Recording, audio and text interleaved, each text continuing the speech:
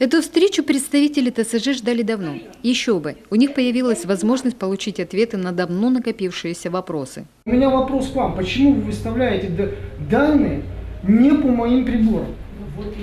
Вы выставляете один месяц 1500, другой месяц 12 тысяч. Мы вам пишем письма, ноль реакции.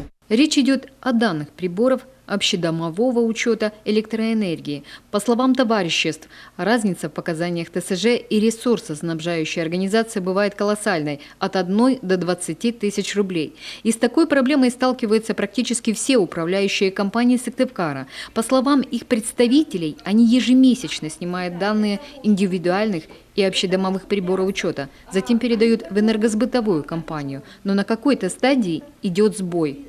Мы это вам передаем.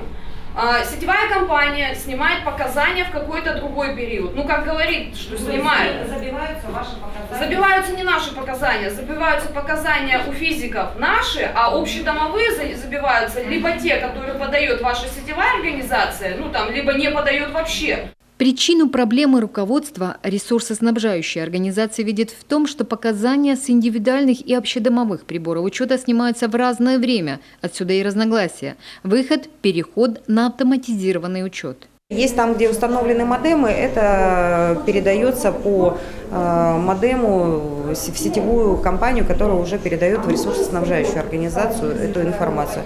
Это МРСК Северо-Запада. Да. То есть они передают эти показания, и мы, соответственно, призываем, чтобы, и мы готовы оказать эту услугу по установке также модемов, для того, чтобы это уже тогда будет в нашу биллинговую систему, то, о чем мы сегодня говорили, автоматически попадать, и не будет разногласий по показаниям прибора учета, которые использовались в расчетах.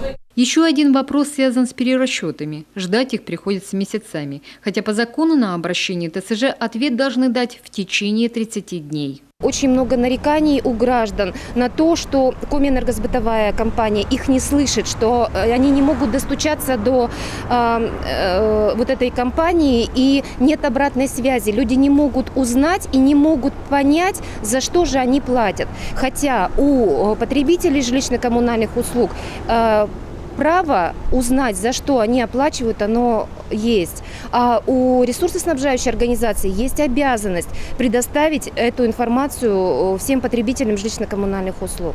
Причина этой проблемы – нехватка кадров. В энергосбытовую компанию поступает до 5000 обращений в месяц. Отвечать всем в положенные сроки сотрудники просто не успевают. Но по словам директора, их цель, чтобы заявлений было как можно меньше. Именно поэтому сейчас компания пытается решить все вопросы с ТСЖ столицы и выстроить четкую схему работы с ними. Ответить на все вопросы в таком формате, разумеется, невозможно. Елена Борисова зафиксировала контакты всех, кто обратился с вопросами, и заверила, что каждая ситуация будет рассмотрена руководством компании в ручном режиме. Также управляющий директор сообщила, что в ближайшее время состоится ряд совещаний с руководством компании, а также с ответственными лицами Комэнерго, филиалом МРСК Северо-Запада. Результатом работы будут выработаны решения по устранению путаницы в начисляемых платежах в будущем. Участники встречи расходились в надежде получить в скором времени интересующие разъяснения. Значит, работа проведена не напрасно. Елена Кононова, Павел Фетисов, телеканал Юрган.